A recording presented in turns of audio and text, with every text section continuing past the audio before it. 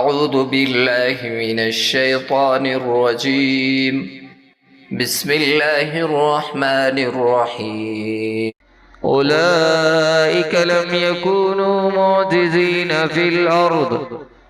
الأرض وما كان لهم من دون الله من أولياء يضاعف لهم العذاب ما كانوا يستطيعون السمع وما كانوا يبصرون صدق الله العظيم والسلام عليكم ورحمة الله وبركاته